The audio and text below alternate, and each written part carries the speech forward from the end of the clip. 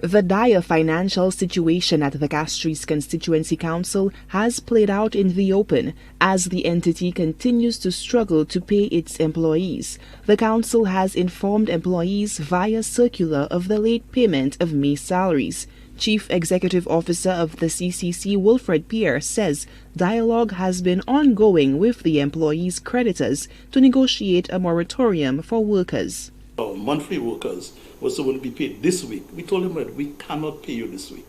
It's not at a situation you're not going to be paid, but it's a situation that because of the cash flow situation that we have, it is very difficult for us. But what we have done also is we sensitive to the workers. We realized what we did was to call on all the financial institutions. We wrote to them, all the financial institutions that these workers have obligation to. They have loans. We have written to them saying to them, look, could you not look at creating a moratorium for them for a period of, let's say, 2 to 5 months, where they don't pay their loans. You kind of hold it back, so it helps them. The council's letter was addressed to General Secretary of the Civil Service Association, Claude Paul. The CCC missive outlines the options being pursued by the CCC to address its financial woes and save jobs.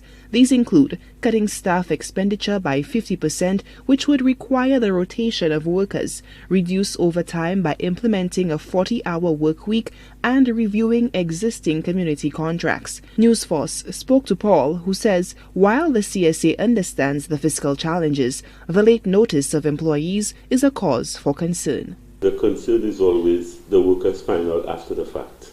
There is no advance notice to advise them that that will be the case. Now, having said that, I think it's a very difficult time for most organizations, including government, including other organizations, the uncertainty with which we have to operate within the current COVID crisis. There's no blueprint.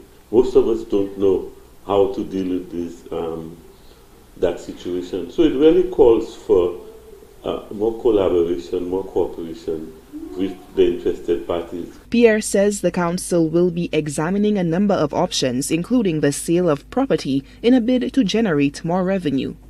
We cannot rely on central government alone, so we have to create that kind of buffer.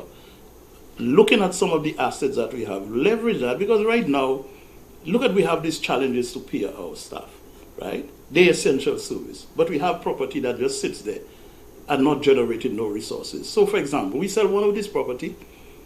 The person buying the property can create economic activity by creating a building, putting up something, because these are prime property. Then we can collect property tax later on. So it's a win-win situation for us, right? So this is what we actually look into to actually implement. Both parties have pledged to monitor the situation in the hopes of finding a solution to the financial constraints facing the CCC. Solange Alfred, HTS News Force.